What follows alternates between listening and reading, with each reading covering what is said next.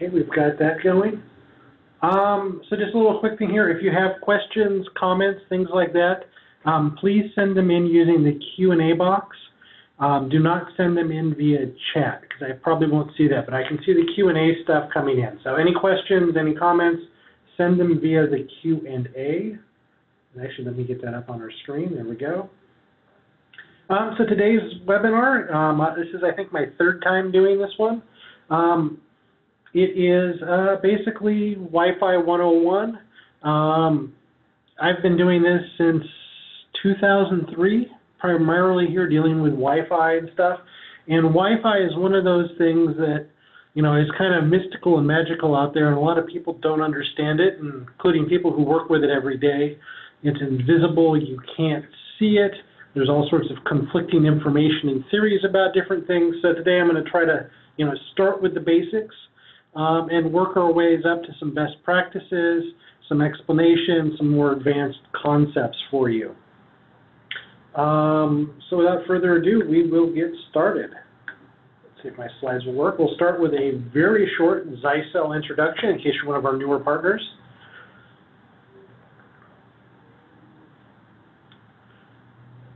There we go. Come on, come on, come on. Finish that animation. There we go. So a little background on us. We've been doing networking now for 30 years. We started way back in 1988, 89, something like that.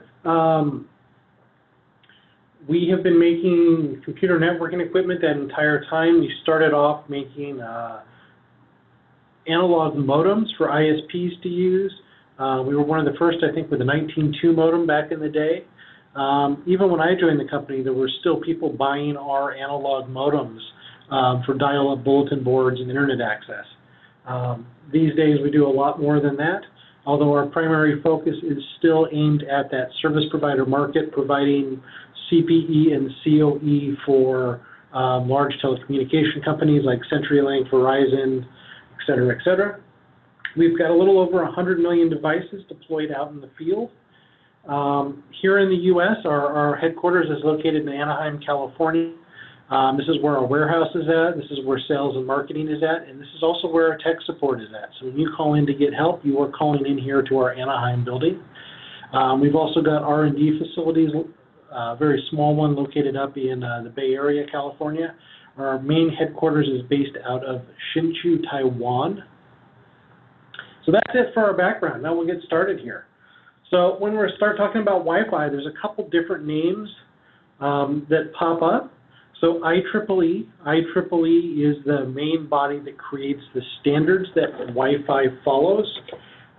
There's big working groups they put together. So anytime you see something that says 802.11 something or 802.1 something, that's telling you that's a standard that's been put out there by IEEE. The Wi-Fi Alliance is a manufacturing alliance that gets together and they try to enforce compatibility between different pieces of hardware. So no matter how detailed and awesome the spec is that IEEE puts out, there's always room for different interpretations or maybe holes in the standard that people didn't realize until you started getting different manufacturers implementing that standard. So Wi-Fi provides a level of certification and standardization and doing product compatibility testing. That's where you know, branding of A, B, G, and AC historically came from. The Wi-Fi Alliance has recently abandoned that. 802.11ax and has decided to start branding things Wi-Fi 1, 2, 3, 4, 5, 6. So the new 802.11ax standard is now being branded and certified by the Wi-Fi Alliance as Wi-Fi 6. The existing 802.11ac is Wi-Fi 5, 11n now is Wi-Fi 4. And then on top of all of that, there's the FCC. And the FCC is primarily focused on which areas of the broadband spectrum you're allowed to use, 2.4, 5 gigahertz, et cetera, whether any licenses are required, band edge issues, signal-to-noise ratio, things like that. I'm going to pause here for just a second.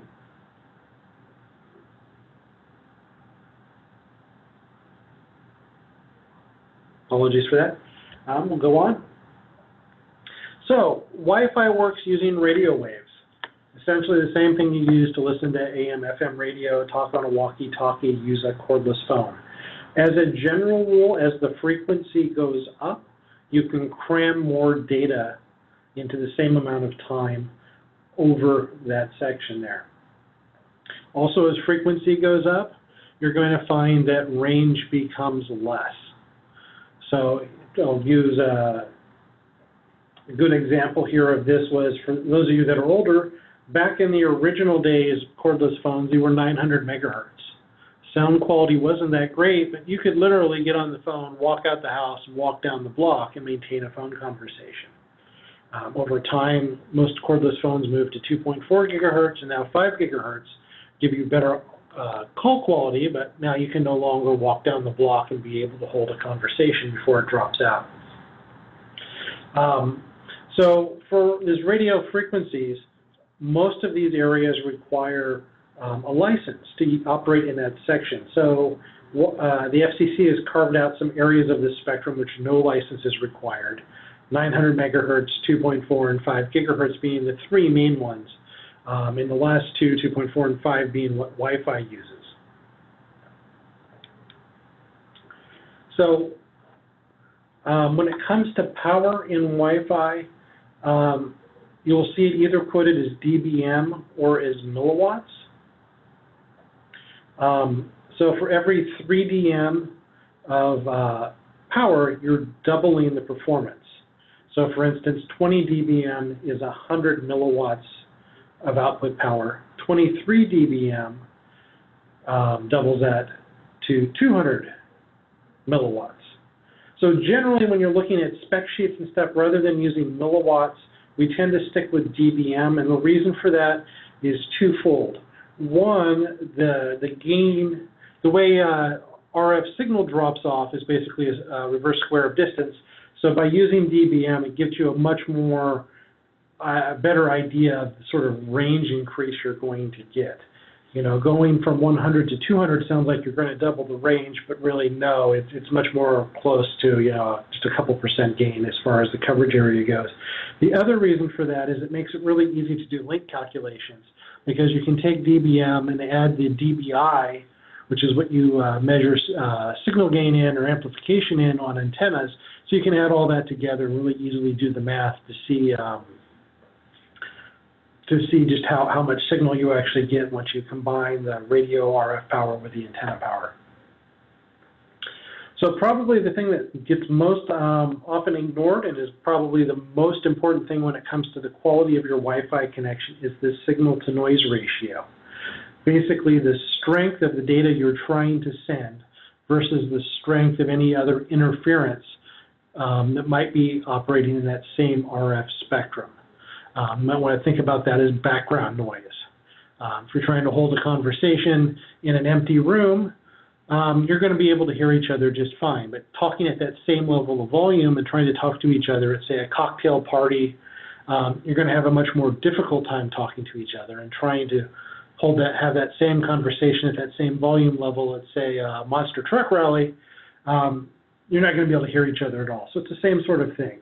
So you want to be looking at a higher signal-to-noise ratio, so that way you know your signal and the data you're trying to send is going to be able to be picked up by the other side of the conversation. Another common term you'll run into is attenuation. So that's basically talking about how much the signal has been degraded. So just over distance, there will be a natural degradation no matter how clean the environment. But as you start adding obstructions and things like that, you'll get more and more attenuation. If you're using external antennas, the longer those cords are, the more attenuation you have. If you're trying to send the signal through a wall, depending what the wall's made out of, you'll have more or less attenuation of that signal. So I will pull up this little chart here. This is some rules of thumb here for you for how much your signal is going to get degraded by different things. If you look up at the top there, you'll see that really long formula. That's telling you how to calculate your path loss over open air. So as you can see, it's not exactly straightforward to figuring out, and then you've got to start throwing in your obstructions in there. So, you know, a traditional clear glass window will get you a 3 dB loss of your signal. A tinted window, something that's got a metallic coating on it to block out UV and heat, can go up to an 8 dB loss of signal. You can see here walls, depending on what they're made of, can be anywhere from 10 to 25 dB loss for a similar range of loss or attenuation. Another thing which tends to be overlooked here when we're talking about range is the fact that we're dealing with two-way communication. So when you're using TCP, you send a little bit of data, and then the other side says, hey, I got the data, it came through fine, send the next bit of data. So if there's any problems with the communication in either direction, it'll break down and hinder your performance. So what happens is, you know, your access point that you're using, maybe 200 milliwatts, 500 milliwatts, you know, we can sell you access points that get up to, you know, almost 4 watts of power. The problem is you're normally talking to a mobile device, a laptop, you know, Fire Stick, your cell phone, and those don't have that much power. Those are generally in the 8 to 25 milliwatt range. So what happens is your client device, the receiving device, it can hear your access point or your router just fine, but the access point or router isn't able to hear the confirmations from that device that says, yes, I received the data, go ahead and send the next packet. So that's something that has to be overlooked. I know it causes a lot of frustration for people because they'll be looking at their phone. Their phone will be telling you, hey, I've got 5 bars of Wi-Fi signal strength here, because it's telling you how strong the signal is that it's seeing. But the access point isn't able to hear it back. And we get this complaint a lot in hospitality where people are putting these big high-powered access points and the access points just aren't able to hear that client. So it causes a lot of frustration for people. They don't understand why it is they've got 4 bars or 5 bars, and yet their Wi-Fi doesn't work or is really slow or is dropping packets. And this is generally one of the main reasons why. It's just the signal coming back out from that device isn't able to reach the access point or router that it's trying to talk to. Another thing that happens here with Wi-Fi, since it's something we can't see, it behaves in all sorts of weird ways. So you send out your signal. It can be slowed down as it tries to pass through solid objects. It can bounce off of other objects and cause reflection. The signal can hit something and then scatter in different directions as it hits it. So you're trying to deal with, you know, what could be the same signal coming through, and you're hearing it multiple times, the same signal, because the paths that signal is following are different lengths. You can have a direct path directly to the receiver device. You can have another path where it's bounced off of something, so because it's traveling a longer distance, it's arriving a little bit later than the other part of the signal. All sorts of weird stuff like that can take place in the physical environment. Another thing here when we're talking about Wi-Fi, and this is something that's going to change with Wi-Fi 6, has to do with how communication works. So Wi-Fi, again, is radio signals. So if you ever played with walkie-talkies, you've experienced this, or if you've been driving out in the middle of nowhere and you've got 2 radio stations on either the same frequency or nearby frequencies, what happens is you'll hear both at the same time. And it tends to be garbled. You can't make out what's going on. It's the exact same thing with Wi-Fi. So with Wi-Fi, only one device can be transmitting at a time. So the way that works is when you've got a Wi-Fi device and it wants to transmit some data, what it does is it checks and it listens and says, is anybody else broadcasting? If somebody is broadcasting, it will then wait a minute and then try again. And it uses a random number generator to determine how many milliseconds it's going to wait before trying to check it again. So if it goes and it listens and no one else is broadcasting, it says, okay, I am going to go ahead and transmit. If you get into a crowded environment where you've got a lot of different Wi-Fi devices, I know in my home alone, I think I've got something like 30-some plus devices between game consoles and tablets and phones and streaming devices.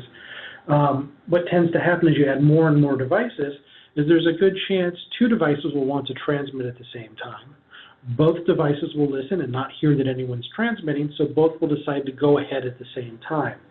That causes a collision, and the data is essentially dropped, and then both devices have to wait and try to transmit that same packet again. Another issue we run into here is called the hidden node problem. Again, as we talked about, the device will listen to see, hey, is anybody else transmitting? No. Okay, then I'm going to go ahead and transmit. What happens a lot is you've got an access point in a central location, and we'll say to the right of that access point, you've got a client device. To the left of that device, you've got another client device. Both devices are able to communicate and hear the access point just fine. The problem you run into is those devices are unable to hear each other. So they have no way of knowing that the other device is transmitting. So they'll listen, say, oh, I don't hear anything. I'm going to go ahead and transmit to the access point. Unfortunately, the access point of your router is within range of both and is hearing both. So it will get the interference there and will end up dropping those packets because it's hearing two devices at the same time, and it comes through as a garbled mess that it can't make out. So we call that the hidden node problem. It's a variation of what we were just talking about before. Another area which causes some confusion out there for us is data rate versus throughput. And it's confused even more because different vendors, different publications, different writers may use these terms to mean different things. So for today, when we talk about data rate, we are talking about the total amount of data that is being transmitted between two Wi-Fi devices, generally a client device and your access point or router. So you will often see this marketed also as a physical rate or link rate. So this is including everything that's being transmitted, including all the protocol overheads, retransmits, things like that. So that's why I'll just go back to 11N. You'll have an 11N access point that's marketed as N300. So that is the data rate it's going to be able to achieve. And what happens is people will connect to that access point, and they'll go on speedtest.net and they'll run a speed test and find that they're only getting 100 megs or 115 megs throughput. And they'll go, oh, these Wi-Fi vendors, they're lying to us about the speed. So what we're going to call, what people do there, I'm going to call that throughput. And generally in the industry, these two terms are how they're generally used. Data rate is generally the maximum data that's being sent. Throughput is what people see, which is going to be the data you want to transmit from one device through to the other side of the device. So in addition to the data you're trying to send, there's additional overhead. And because Wi-Fi is operating in this unlicensed spectrum space, where there are all sorts of other sources of interference that can be going on, as we talked about before, Wi-Fi devices stepping on each other's toes trying to transmit, Bluetooth devices, microwaves, cordless phones, drones, they're all operating and sharing the same 2.4 and 5 gigahertz spectrum. A lot of industrial devices put out noise. So there's a lot of interference there. It's a lossy environment. And by the FCC rules, basically Wi-Fi has to give way to this other interference or noise. So there's a ton of overhead in the Wi-Fi protocols to make things run as seamlessly as possible with as few retransmits as possible, and so people don't notice all this back-end nonsense going on. So because of that, you can have up to 60% overhead on top of the data you're trying to transmit, both from just the Wi-Fi protocols as well as TCP protocols and things like that. So that's why when you do these speed tests, the amount of data you're able to transmit is significantly different than the data rate that you're actually able to achieve. The other issue we run into on this also when people are doing these speed tests is, again, the Wi-Fi signal itself degrades pretty significantly as you move further and further away from each device. So oftentimes you aren't able to achieve that max 300 megabit data rate because you're too far away. So that also is going to give you a big hit on the throughput that you're going to be able to see. So that comes to the next big question is, how do I increase my Wi-Fi speed? So there's a couple main ways when it comes to Wi-Fi technology that this is achieved from a technology standpoint, not from a deployment positioning standpoint.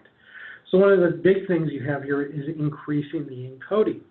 Basically, as you increase the encoding from 64-bit QAM to 256-bit QAM to 1024-bit QAM, you're able to cram more data in the same amount of time on that frequency. So you can see here, 11N was 64 QAM. Part of the way 11AC got the faster speeds was to jump to 256 QAM. And now with 802.11ax, we're up to 1024 QAM in theory. And as you do this more detailed encoding, it requires a lot more horsepower to do the encoding and then do the decoding once you receive those packets. So it requires a lot more horsepower than was previously available. The other thing we do here is we can increase the spatial streams. So this is something like when we talk about our access points and you're talking to, Jacob or Ivan, we talk about 1 by 1, 2 by 2, 3 by 3. So that's telling us how many spatial streams we're using.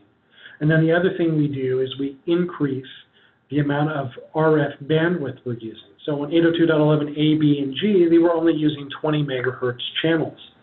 11n added the ability to do 40 megahertz channels, and 11ac gave you the ability to do 80, or in some cases 160 megahertz channels. So you're increasing the amount of RF spectrum each device is using to cram more data in there. So we'll go through a little bit more in depth to try to make some sense of this. So when we're talking 2.4 gigahertz spectrum, there's only approximately 60 megahertz of spectrum total that's available for every device that's operating in 2.4. So by default, like we were talking about, most devices used 20 megahertz channels. So what that tells us here in the US is you've only literally got 3 channels at 20 megahertz across before you're eating up all 60 megahertz that's available. So what that tells you is you can have, in theory, 3 devices operating before there's interference between those devices. So one of the ways we went to boost speed is we said, okay, with 11N, well, let's go ahead and make 40 megahertz channels available. So now the problem you run into is you've got 40 megahertz channel you're trying to use, but there's only 60 megahertz available for everything in your home that's using, or office that's using the 2.4 gigahertz spectrum. So it's great, you've doubled your speed by going from 20 to 40 megahertz of bandwidth. But the problem is, as soon as somebody uses a Bluetooth headset or uses a wireless controller or picks up their 2.4 phone, you've now got interference. Or you plug in a second access point, you've now got interference. So what happens is you either try to stick with those 40 megahertz channels and it's going to degrade the performance, or you have it set to automatically drop back to 20 megahertz channels. So going from 20 to 40 megahertz in 2.4 spectrum isn't going to give you much of a boost unless you're using this in a single dwelling residence where you don't have interference from your neighbor's Wi-Fi devices. So a big push was made with 802.11n to start moving people to 5 gigahertz. And if you look at the 11n products and you look at 11ac products, the higher speeds are only available on the 5 gigahertz radio. Part of that, as we talked about before, is as you increase frequency, you can cram more data in there. But also a big part of that was because there's a lot more bandwidth available. As you can see here, the spectrum that's available is broken up into a couple different bandwidths. We've got Uni 1, Uni 2, Uni 2 Extended, and Uni 3. On older documentations, these were listed as Uni 1, 2, 3, and 4 versus 2 and 2 Extended. So you can see here, you've got a lot more channels that are available if you're going to 20 megahertz. You've got, I think, what, 22 there maybe? So that's a lot more devices that you can have operating in the same space before you have interference. It's great for doing, a business in an office or a warehouse where you've got dozens of access points because you don't have to worry about them interfering with each other in that 20 megahertz bandwidth. So you will notice there that Uni 2 band and Uni 2 Extended we've got something there which says DFS channels and says weather radar. So what is that all about? So that portion of the 5 gigahertz spectrum is used also by radar systems, weather radar, airport radar, Navy radar. Those are all using that section of the 5 gigahertz spectrum. So what the FCC did is said, hey, you don't need a license. You can operate your devices in this 5 gigahertz space.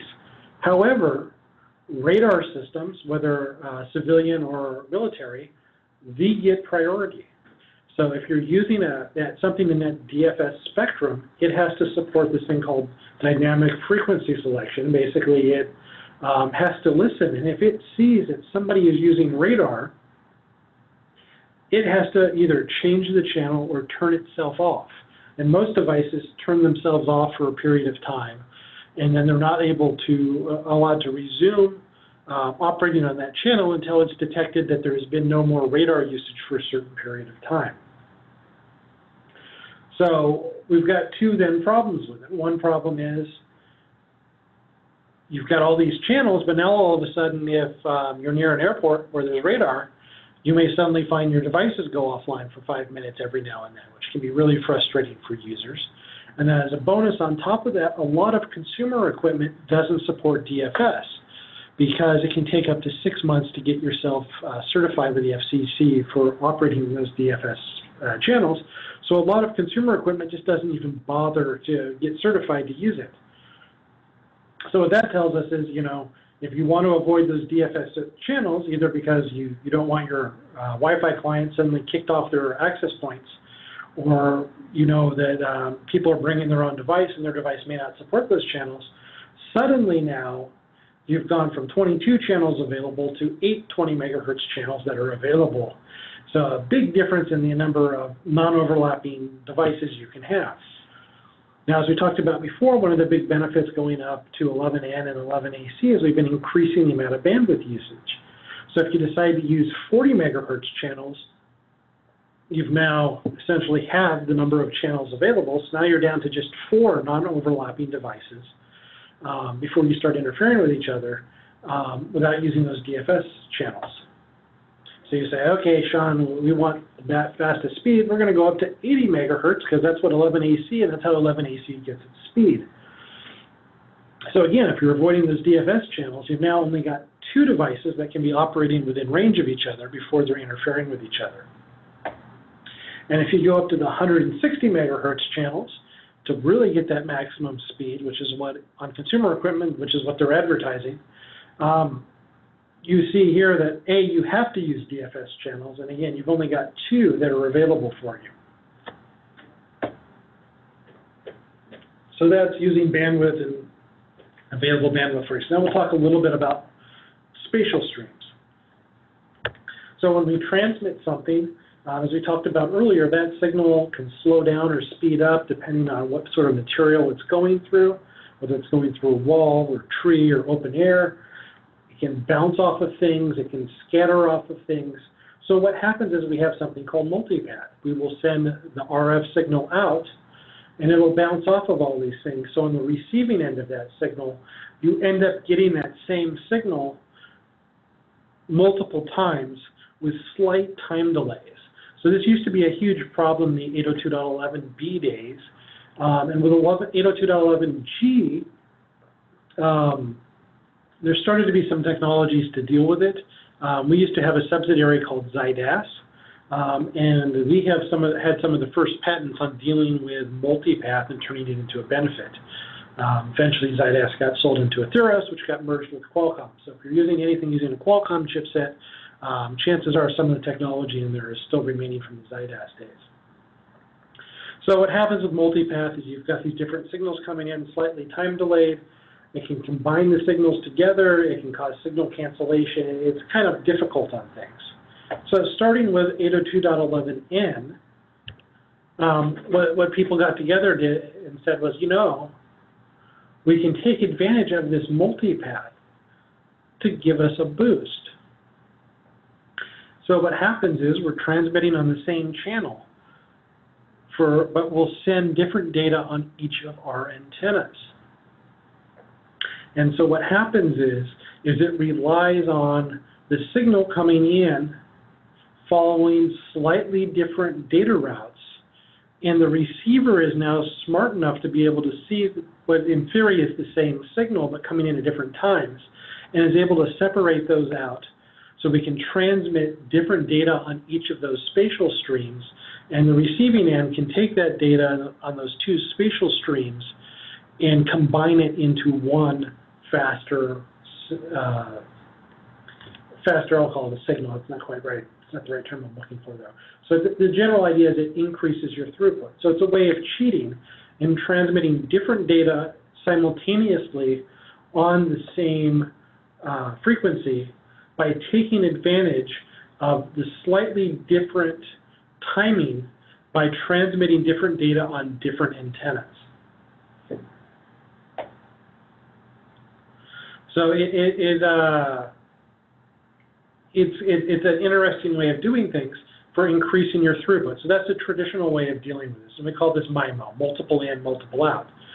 With 802.11ac, we added something called MIMO, multi-user MIMO. And what that does is it lets you do the same thing, send different data so you can transmit on each spatial stream so you can get an overall higher throughput. But it now lets you split that data between different receivers. So you can use basically, we'll call it a 2x2 here. We can send two different streams out for 300 megs total to a client, and that client can receive data at 300 megabits per second. Or alternately, you can do the same thing here and send 150 megabits to one device and send another 150 megabits to a different device, taking advantage of those different spatial streams to be able to transmit data to two devices simultaneously. With 802.11ac products, this only works if you are transmitting from an access point or router to a lower speed client device. So not going to benefit you much if you're uploading data, but if you're receiving data off the internet or streaming, it's really nice. So it's ideal in networks where you've got a 3x3 or 4x4 access point, but most of your wireless clients are only 1x1 or 2x2. So I keep talking about 1x1, 2x2. So what does that mean? So that's telling us how many spatial streams we have. So the first number is how many spatial streams we can transmit. The second number is how many spatial streams we can receive. So when you're looking at the spatial streams on a client device, such as a cordless phone or a laptop, you'll probably see things like 2x1 or 3x2. That's telling you that it can transmit faster than it can receive.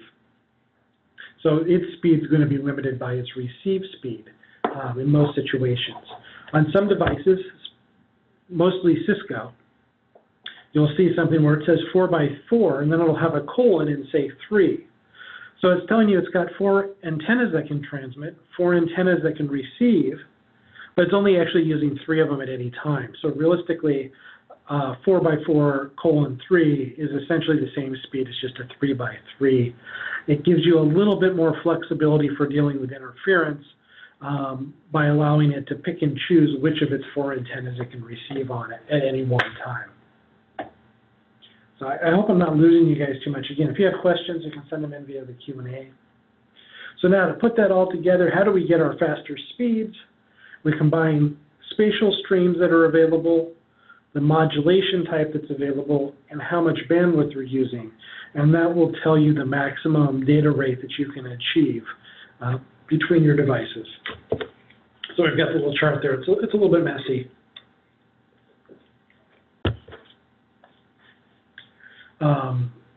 So we'll move on from that. So I'll just show here, can I do a little annotation? Yeah, I can. You know, so when you see something that's advertised as an 11N 2x2, it'll normally be called N300. So that's telling you that the N300 device is using 40 megahertz channel, 2 spatial streams, 64 QAM. That's how it gets to 300 megabits of overall data rate. You'll see a 1x1 device often advertised as an N3 or N150. It's the same thing. Same with QAM, same bandwidth, but you've gone from 2 to 1 streams, So you've cut your speed in half to 150, et cetera, et cetera. So another common question we get is, how many devices can we get on one access point? And a lot of people out there make a big mistake. They'll look at the data sheet. The data sheet will say, hey, it supports 128, 256, 512 clients. So I only need one of these access points to cover this conference room or classroom, and you're wrong. So generally, when you're looking at the access point data sheet, that number of maximum clients is simply just how much memory do they have to record and track associations. So in theory, you can get that many devices, assuming all of those devices have really strong signal and none of them are actually transmitting anything. So really, what's going to determine how many devices you can get on that access point is really going to be limited by the technology in the client devices, how strong their signal is, and what they're doing. The limitation is not going to be how many client devices, theoretically, that access point can handle and track. The limitation in the real world has to do with the protocol and how Wi-Fi works. So basically, the more devices you have, even if they're not that active, there's a lot of housekeeping that goes on between those wireless devices. So even if you're not using it, those devices occasionally are checking in with the access point to say, hey, I'm still here. So they're still broadcasting some data back and forth between the client and the access point, even if they're inactive. If you're using iPhones, they've got this lovely thing called Beacon, which also operates in the 2.4 spectrum. So it'll be broadcasting periodically. This is something that people often run into if you're trying to provide coverage at a concert venue or a stadium or something like that, is even if the client devices aren't connected to the Wi-Fi, there's a lot of iPhones out in that audience that are constantly broadcasting their beacon messages. So that can cause issues. And then just what is the application?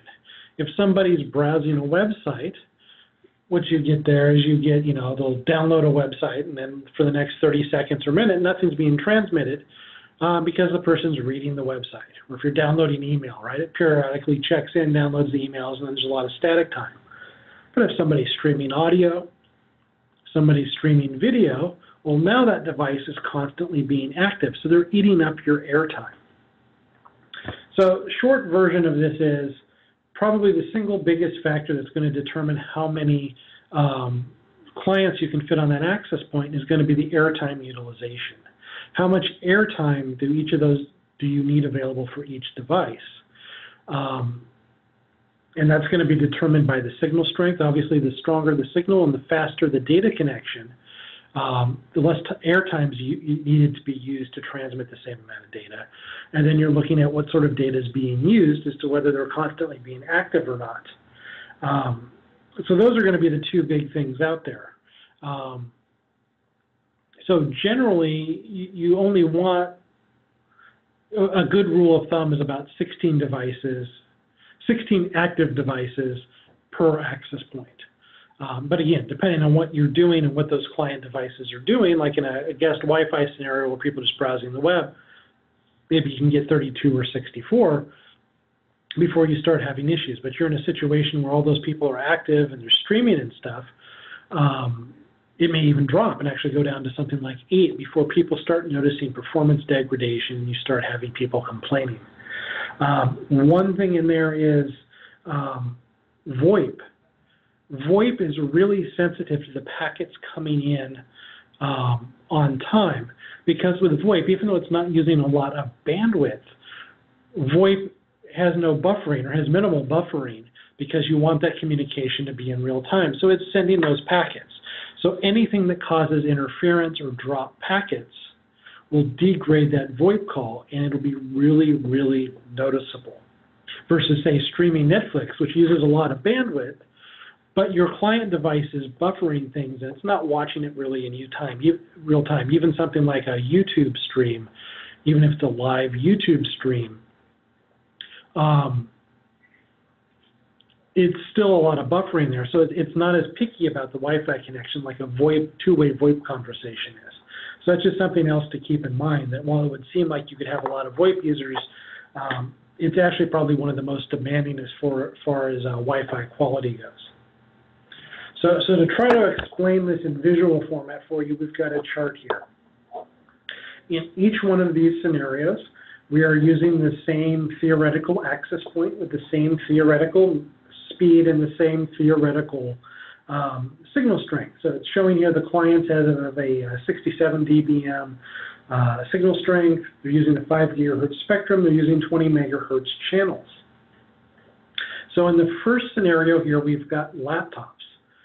And these laptops are, each one's using, watching a 3 megabit data stream. Could be FTP, could be Netflix, doesn't matter. But each laptop supports 3 spatial streams.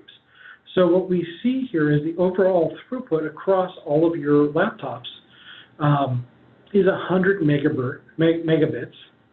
So you can have 34 laptops connected to this access point, all streaming at 3 megabits per second before you start running into performance issues.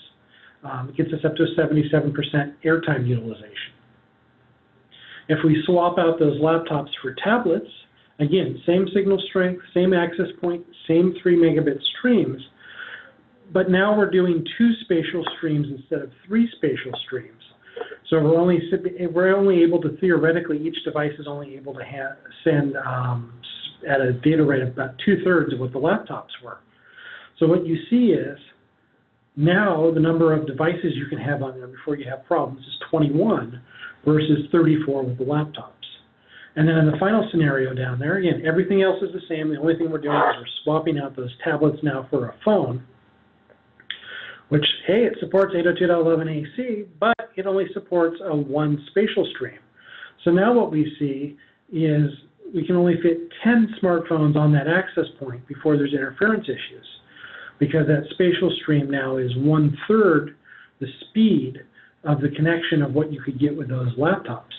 So you're going from 100 megabits real-world throughput with 3 spatial streams down to 65 megabits throughput with 2 spatial streams down to 30 megabits throughput with 1 spatial stream in the exact same scenario, but just because the overall, you're using more airtime to send that data because the data is being sent at a slower speed.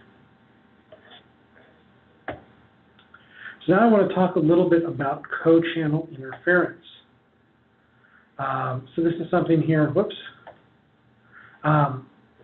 that causes a lot of issues. So as we were talking about before, we've got limited bandwidth in these 2.4 and 5 gigahertz spectrum. So if you're in an apartment building and you've got your access point or router set at the default settings to maximize speed, you're using 80 megahertz channels on 5 gigabits, you're using 40 megahertz channels on 2.4 gigahertz, but so are all of your neighbors. You can probably see 5, or a lot of apartment buildings, at least around here, 15 other people's routers, all broadcasting using that spectrum. So they're all interfering with each other on 2.4, and almost all of them are interfering with each other on 5 gigahertz. Same thing applies in a hotel. Even where you control the hotel, you've probably put in, a couple dozen access points, scattered them around. And because the access point signal is so strong, those signals are actually going really, really far. But the client device's power is so weak that they're not able to see each other, but the access points are seeing each other, and it causes interference. Plus, you've got whatever else, Bluetooth headsets, game systems, things like that, that are also producing, sharing that 2.4 and 5 gigahertz spectrum. So, okay, so I've got a question here. I missed it. It came in. So I'm going to answer this question before we go back here to co-channel interference, because this was about the spatial streams. So R.W. Sanders is asking, what is the impact of putting one spatial stream device on their own SSID in the same with 2 and 3 SSIDs on the same AP? So when it comes to your access points, most access points can support anywhere from 4 to 16 SSIDs per radio. But the trick is, it's still the same radio. So even though from a client device and client management situation, it looks like you've got 4, 8, or 16 different SSIDs, they're all still the same radio. So they're all still sharing basically the same clients. Now you may be able to do things with those SSIDs like assign different clients to different VLANs and do captive portals and things like that. But when it comes to the RF side of things, they're all sharing still that same radio. So what's happening on one SSID is affecting what's happening on all the other SSIDs. The way to segment it maybe is you put your slower devices on, say, 2.4 and only allow faster devices on 5 gigahertz. So you can do things like that to try to manage things and eke out the other performance. But otherwise, yeah, it doesn't matter if they're on the same SSID or not, if they're communicating with the same radio or using the same RF spectrum and communicating with a different access point, but still using the same segment of bandwidth, it's all shared and they're all going to be interfering with each other and bringing down the network. Hope that helps. Okay, so back to co-channel interference. So the traditional ways of dealing with co-channel interference between your devices is you would lower the output power. Well, first you do channel planning, right? You'd sit there and go, okay, this AP is on channel 1, this one's on channel 6, this one's on channel 11. These days there's a lot of technology built into most managed Wi-Fi systems where they automatically try to choose the best channel based on what other devices nearby are doing. But as we talked about before, when you're using these 40 and 80 and 160 megahertz channels, you're going to be interfering with each other. It's just the way it's going to be as soon as you add a second or third device. So you turn down the power, which is great. It's smart. It does reduce the interference. So it solves a lot of problems you have with drop packets. The downside of it is your signal to noise ratio is less because you've reduced the output power of your access points. So you do have a more reliable connection, but it's a slower connection. So you've essentially, traded drop packets for just slower overall speed. And unless you're doing VoIP or something like that, probably on the user end of things, it looks the same. So the solution that we have and Ruckus has is something called smart antenna. As far as I know, it's still just us and Ruckus that have true smart antenna solutions. So this is just showing here your traditional ceiling mount access point basically has what we call umbrella coverage. It sends out this big round circle around the access point, and that's where it's sending its signal out to. If you're mounting something on the wall or you're trying to shoot a beam between buildings, you use a directional antenna, which focuses the beam in one direction. So what smart antenna does is it uses this cool technology, and I can't talk about how Ruckus is implemented, but I can talk about ours. So ours is designed with this really cool antenna system where the access point literally has hundreds and hundreds of different antenna patterns it can switch between, and it can do it on the fly. So it'll take a look at where the client device is it's trying to communicate. It'll also take a look at where are other sources of interference, whether it's microwaves, other access points you've deployed, your neighbor's access points, Bluetooth stuff, wireless keyboards, whatever. It takes that into account, and it will customize the signal pattern for that client device to focus as much of the RF towards that client device. And also, on the receive side of things, to ignore other signals coming in that might cause interference. So it's able to do this for each individual client device. It doesn't require any sort of two-way communication or handshaking between the client device. So it works with anything. Doesn't matter if it's new or old. And it also works with mobile devices. So it will, in real time, switch antenna patterns as you roam around in your area. And it does this for each client device. And then in times when no client, it's not communicating with any client device, it switches back to more of your traditional circular sort of antenna pattern to make sure it hears everybody who might want to try to talk to it. So it's a fantastic product that makes a huge difference when you're dealing with RF interference. So apartment buildings, hotels, If you're in a small office, it's in a larger office building where you don't have control over what people one floor up or next door are doing, makes a big difference. It's fantastic for conference rooms, expo centers, concert venues, things like that, because it allows you to cram a lot more access points in at higher power and reduces the amount of interference they cause with each other. So I'm going to go through some test scenarios here for you. In this scenario, you can see we've done channel planning. So we've set the different access points up. We've done careful channel planning so they aren't interfering with any of their neighbors, in theory. Each access point in this scenario, it has 2 clients connected to it. Both are 2 by 2. And what we're going to do is we're going to start turning on one by one additional access points operating on the same channel. So as you can see here in this scenario, we're using channel 100. On the first floor, there's only 1 access point using that channel. On the second floor, there are 2 access points using that channel. Actually, I guess there's 3, but for our test, we're only trying on 3 of them.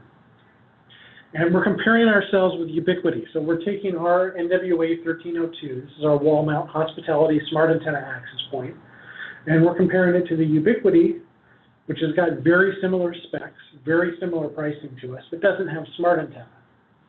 So when we've got 1 access point turned on, communicating with 2 clients, what we see is both access points get essentially just over 400 megabits overall throughput between those 2 devices. And when we look at the airtime, it's utilizing about 67% of the airtime. Right? So not much difference. When we turn on that second access point, we start to see some difference here. We're able, with our smart antenna, able to get up to 785 megabits aggregated throughput. So in this case, we've got 2 access points, 4 2 by 2 wireless clients all connected. When we look at Ubiquiti without the smart antenna, we see a jump from 406 aggregated to 555 aggregated overall throughput between all the 4 clients. But when we look at channel efficiency, what we see is the Ubiquiti is topped out. Basically, the available airtime utilization is 95%, which means if at any time you were to scan and look at that channel to see if there was an opening for another device to transmit, only 5% of the time will one device not be transmitting. And you look over at us, and we see here that we're using 131% of the available airtime. So how is it that you're able to get more airtime than is theoretically possible? The answer is the smart antenna. Because the smart antenna is able to basically ignore sources of RF interference, and the client devices themselves are weak enough and far enough apart from each other, it allows different devices to be able to simultaneously transmit at the same time without degrading performance, or at least without degrading it as much as in theory it should. So you see a huge boost in the overall aggregated throughput between the client devices. When we go up to 3 access points, again with each one having 2 clients connected to it, what you see here is we go up even faster. We've boosted the overall throughput even more. Ubiquiti without the smart antenna actually has degraded performance. It actually goes down because you're getting more collisions, more client devices deciding to transmit at the same time, causing interference. So our channel efficiency jumps up to 155%. So you get a big boost in the overall throughput. The other really interesting thing to see here is you will notice each access point is getting around the same amount of performance, 300 megabits or throughput for each access point. You look at Ubiquiti, you see some really big differences in the aggregated throughput for each access point. So not only is the smart antenna getting you overall better aggregated throughput, it's much more consistent and much more evenly distributed between the access points. You know, if you're the guy that's connected to this access point, you're in a world of hurt because you're getting interference from this access point and this access point and sharing airtime between both. which is why the end ones here are getting better throughput, because they're each only really sharing airtime between the neighbor here. So smart antenna makes a huge difference for you. So now we'll start talking about where do I mount the access points, how do I do things like that. So again, when we're talking about your traditional ceiling mount antenna, it's assumed that you're putting these up on the ceiling in the middle of the area that you want to be covered. So you've got this nice round circular umbrella-shaped antenna pattern. The problem is when you mount this on a wall, it's still using that antenna pattern, but that umbrella pattern, but that means you're shooting a bunch of your RF up into the ceiling, down into the floor. So a lot of that's being absorbed by the floor or ceiling materials, and what's not being absorbed is being shot upstairs or downstairs and causing interference to those guys who are available downstairs. It also means your range horizontally from the access point isn't as good as it should be. So I can't remember if I've got a slide in here, but we do have a couple products that have what we call dual optimized antenna. Basically, we've got two sets of antennas built in, one optimized for ceiling mount, one optimized for wall mount, and you can switch between those two based on where you install the access point. Alternately, if you're using one of our products that has the smart antenna, you can stick them in either environment. There's enough antenna patterns for each scenario that you're still getting the benefits of the smart antenna, and it'll optimize based on whether it's on the ceiling or whether it's on the wall automatically. So just in general, though, if you're not using smart antenna or dual optimized antenna, you're going to want to mount your access point on the ceiling, and you're going to want it to be as central as possible to the area you're covering, so you're not losing a lot of the signal to walls or bleed over into other places where you're not trying to provide coverage. In general, the higher the access point, the better, within reason, because that actually allows shorter, unobstructed distances between the client device and the access point. So you can see here, it allows that signal to shoot directly to the access point without having to pass through cubicle walls or humans. If this access point was, say, resting here on top of the cubicle, which I have seen done over and over again out in the field, what happens is that signal now is having to, from the guy over here, is having to travel through cubicle wall 1, cubicle employee 2, cubicle wall 2, et cetera, to get to where that access point is. So in general, you want to mount it up high to avoid obstructions. As a general rule, drop ceilings, those are those acoustic tiles that are hanging on the T-bar, that you can push up and look above and you've got everything else above them. Those don't have a lot of signal attenuation. So we have a lot of guys that are spending a lot of time and effort trying to mount the access point to those acoustic tiles or to the T-bar. And realistically, you can just put them above the drop ceiling and just rest them pointing down on the drop ceiling itself. And you basically got the same amount of coverage as if you had just mounted them where they were visible, hanging from the drop ceiling. So it just speeds things up. And what we found is very little degradation in most drop ceiling materials. Some people are even going to the extra length of not only mounting them above the drop ceiling, they're trying to mount them to the physical ceiling, which could be anywhere from 3 to 10 feet higher up. That works, but generally once you get up too high, you've got a lot of duct work and other metal things that are up there which block and reflect signal. So generally it's not a good idea to mount them to the physical ceiling itself if you've got a drop ceiling.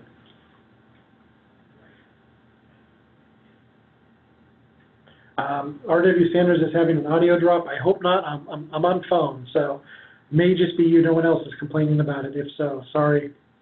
If you missed something, you can ask me here at the end, and I'll go over it again. Okay, so Sunny here is asking me. I said I'm mounting them upside down. So yeah, so you want to mount them in the same position they would be if you mounted them to the drop ceiling, right? So I'm going to say, the flat part goes up, the round part goes down. What we've seen out in the field is since people are mounting them on top of the drop ceiling, they're essentially laying them on top with the wall mount section where you would mount it facing the opposite direction of where you would traditionally doing it. So just make sure it's still, the antenna is still facing the right direction. That's what I'm trying to say. Apologies if that's a little bit confusing, but we've seen that out in the field where, because I'm going to call it the bottom of the access point is rounded, people point that up when they're setting it on top of the drop ceiling, which you don't want to do. You want it to still be facing down like it's supposed to be. Okay, so for hotel strategies, the traditional way of doing this is what we call umbrella coverage. And if you're dealing with cheap, smaller hotels, this is still how it's going to be done. Essentially, you're mounting an access point, usually in the hallway, and it's covering anywhere from 4 to 8 rooms of coverage. Depending on what the floor materials are, sometimes it goes all the way up to 16 rooms per access point. It's the traditional way of doing things. The new trend and what most new hotels and certainly most of your business class and higher hotels are doing is they're moving and putting access points on a per room basis or per every other room basis. You've seen a big, take up of like our wall mount APs that are designed for hospitality. We see tons and tons of Ubiquity and HP and Ruckus now offering multiple models that are designed for this. So they're lower powered access points that are designed to be installed one per room. So this is the new latest trend. So you say, well, why is that? And the answer is really simple. 2 main factors. The first one is, again, the client devices tend to be much more underpowered compared to your access point. So while you might be able to go in there when you do your site survey and verify the whole room's got coverage, when Joe Blow's in there with his cheap $39 Amazon tablet, the signal is not able to get back to the access point. So you're trying to solve that and trying to reduce the number of walls, the number of conduit, the number of pipes that the signal has to transmit to be able to reach the access point. The other issue you're running into is when umbrella coverage was the standard, it was the good old days of Wi-Fi where each hotel room probably had 1, possibly 2 devices that were getting onto the Wi-Fi, and probably only one was actively really doing anything, namely the laptop. Where these days, even if you're a solo traveler, you've probably got your phone, your laptop, your tablet, who knows what else. So you've got a lot more users trying to share the airtime on those access points, and it just creates all sorts of complaints from the guests. So the new solution is more APs, lower power in those rooms. So if you're mounting access points in the room, look at access points that are purpose-built for use in hospitality rooms. Most of them have some sort of locking mechanism because guests will steal access points out of the room if they can. The other things they'll have is the ability to turn off the LEDs so the guest room isn't lit up by the glowing, flashing lights of the access point. And again, look at smart antenna, because smart antenna will help degrade. You'll still get interference between rooms, so smart antenna helps deal with that. And not working. There we go. In public areas, take into consideration not only the physical square footage, but what is the user density of Wi-Fi users going to be? In a business center, you're going to have a lot more active users than you would at, say, the hotel cafe or the hotel pool, generally. As a general rule, put access points in the room that they're trying to cover. Use load balancing and client steering to help make sure access points don't get overloaded. And again, try to use smart antenna stuff. For schools, the questions to ask is how many students are going to be on the Wi-Fi per the room, and how active are those students going to be? In a lot of classrooms, the students aren't really using the Wi-Fi. or they're only using the Wi-Fi during, you know, quiet study alone sessions where they're browsing Wikipedia or the school library. So it's not very demanding. In other classrooms, you've got a smart whiteboard, you've got a big TV set up, you've got a teacher who is pushing content to each user. So I've been, you know, one of our schools we've done is a Montessori school. Each student has their own Chromebook. They are on that Chromebook from the minute class starts till the minute class ends. Most of that time is the teacher sharing their screen, and so essentially streaming video nonstop to 30 students at a time. So, you know, in a room where it's just browsing occasionally, maybe one access point per room is fine. But if you're in a room where the teacher is pushing out video content, where they're streaming videos to each device and each student has their own device, you may need 2 access points per room. Both in Nebula and in our controller-managed APs, we've actually got a special smart classroom load balancing mode that's specifically designed to do load balancing in a classroom environment where you've got 20 or 30 devices all going online simultaneously and then going offline simultaneously. As a general rule, when you're doing your Wi-Fi, you'll want to have different SSIDs and each SSID on a different VLAN. So teachers and students are not sharing the same network resources. You don't want students to be able to have access to where private teacher shared stuff is. You just want the teachers to be able to stream to the students, not the students to be able to actively access teacher resources. So again, if you're using a smart classroom with at least 20 students, we recommend 2 APs per classroom. And you absolutely probably need smart antenna if you've got 30 or more students in a smart room. Okay, last slide. We're almost done here. So what's the deal with 802.11ax, aka Wi-Fi 6, also sometimes marketed as high-efficiency wireless? So with 11AC, most of the speed improvements were only on the 5 gigahertz radio.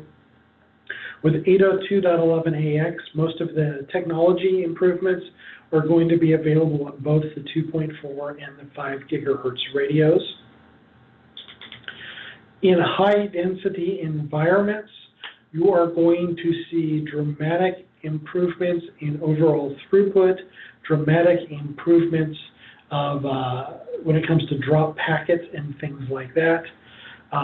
Even with the same data rate, the throughput improvements can be up to double the throughput improvements. So, you know, if you look at a 300 megahertz or megabit connection on 11N versus a 300 megabit connection on AX, actual achievable throughput should be nearly double. The big caveat here being all of the client devices also support 802.11ax. That's key. You know, the big changes that we're seeing is we've gone from 256 QAM up to 1024 QAM. So more data can be encoded in the same amount of space. A big difference here is the move to OFDMA. So again, as we talked about before with Wi-Fi, basically each client device has to take turns being able to transmit data. With OFDMA, the access point is able to sort of coordinate with the clients and tell them, okay, it's your turn. Okay, now it's your turn. So you get around that problem of multiple devices thinking it's their turn to transmit and talking over each other. You've also got the ability to create what we call sub-channels and allow multiple client devices to transmit at the same time. So MIMO is now not just a downstream, it's now downstream and upstream from the client devices. So more slower devices are able to transmit, so you've got much better bandwidth utilization and the spatial frequency reuse. So a lot of really cool technology improvements. It's a much bigger difference and bigger deal than any previous jump between Wi-Fi generations. So again, for most of these improvements, both sides need to be Wi-Fi 6 or 802.11ax, whatever your preferred term is. Both sides need to be using that hardware. There are going to be some improvements for 802.11ac and N clients, but not a lot. Now, to make it even more confusing, there have been companies shipping products marketed as 802.11ax since late 2018, even though working group approval, last time I checked, still wasn't expected until the beginning of next year. Final approval is most likely not going to be available until Q2 of next year. So that's the official spec. So you're saying, well, how is it that people are marketing 802.11ax products as early as last year when the spec isn't going to be done until probably, realistically, Q2 of next year? And to make it even more confusing, the iPhone 11 came out, and it's advertising Wi-Fi 6 support, and the Wi-Fi Alliance, as of yesterday, is officially offering Wi-Fi 6 certification. So it's a bit of a mess. It's a bit confusing. So the short version of this is the early 802.11ax products that were shipped supported some of the features of 802.11ax, but not all of the key features. Like a lot of the early stuff doesn't support OFDMA, doesn't support spatial frequency reuse, and some of the other things, which are really key to most of the benefits of upgrading to 802.11ax. So those were based on the draft version of the spec. And the chipsets themselves just don't have the functionality for all of the features, but that doesn't stop people from marketing them as such. Both Broadcom and Qualcomm, just within the last month or two, have come out with chips that, in theory, should support the full, officially ratified version of IEEE. And if they don't support it now, they can be software upgradable. Those early 802.11ax marketed products will not be able to be upgraded. The chips just don't have the features built in. But those chips that have come out most recently over the summer, those ones should be fine. So the Wi-Fi Alliance has decided that the IEEE spec is probably locked down enough that they were able to build their own compatibility testing and start offering Wi-Fi 6 certification, like I said, literally yesterday. So you will start seeing products that have Wi-Fi 6 certified. Just because a product's being marketed as Wi-Fi 6 doesn't mean it has been certified. And essentially anything that is Wi-Fi 6 certified should be just fine with the full 802.11ax feature set once it officially gets certified. But without that certification, it won't be. So it's kind of a mess. But basically anything new that's coming out from this point forward should be good to go with the full 802.11ax feature set. Our products for business wireless, probably Q1 of next year is when we'll start shipping them. Maybe Q4, but I wouldn't bet on it. That's when we'll start having some stuff available that's fully out there. I know some of our competitors have had stuff. Anything that launched in the first part of this year is not going to have all the full feature set of 802.11ax, even if we market it as such. So that is the end today. Go ahead and start sending in questions. Send me feedback. First question we've got here is from Raphael. If you want a copy of today's presentation and the webinar, reach out to your salesperson. The webinar itself will be posted to our website probably by the end of this week. But if you want a slide deck in PDF format, your salesperson can find it and send it to you. I just also want to draw attention because a lot of our partners don't know about this, but there is a dedicated Zyxel forum. There is one for our consumer products and there is one for our business products. In theory, it's a user forum like Ubiquity where users help other users out. But our R&D checks it multiple times per week and does respond there. So if you've got a question about roadmap development, how to do something, you've got some feedback on the product itself, feature requests, things like that, you can post them on the forum, and it will be seen by our R&D team in Taiwan. Chances are you will get a response from them. And it's kind of nice when people do that, because if you're having a problem, what often happens is it's a small problem, you figure it's just you, no one reports it. But when someone posts it on a public forum like this, it's really beneficial for us, because then we can see if multiple people are having that problem. And often by being able to talk to multiple people and share information on that problem, it helps us quickly narrow down what's causing the problem and how to fix that problem. So please take advantage, check it out. It's forum.zyxel.com. Again, if you have questions, send them in right now using the Q&A interface. I will see those and I will answer them. Otherwise, you can email me at any time, whether it's feedback, topic ideas for other webinars, questions you didn't think to ask, what have you. My email is up there on the screen, seanr@zyxel.com. Or you can always reach out through your salesperson and funnel the information that way. Okay, we've got one question here from Sunny. Let's see what it says. Same question. Maybe I didn't clear that last time. But yeah, the recording will be on our website, and you can reach out to your salesperson to get a copy of the slides. So I'm assuming if you're here, you are one of our partners, so you should have an assigned salesperson, either Jacob, Ivan, or Sandra. If you're a DMR, Jeff. And if you're unsure who your salesperson is, you can always give us a call, 800-255-4101. We've got a general sales queue you can reach out to. Another thing here is if you are a partner and you're part of our reseller program, most of our partners have access to an expedited tech support number, which allows you to bypass the general public queue to get in touch with somebody. And again, if you're having problems with support, you know, we shuffled you through to a new guy, or maybe whoever's there for whatever reason isn't giving you the level of help you think you need, reach out to your salesperson. They can fix that. If you're going to need support on the weekend or after our normal operating hours, reach out to us. We can schedule to have somebody available when you're on the customer site, even if it's the weekend or evening. We can make that happen to make sure someone's available if you're running into any issues.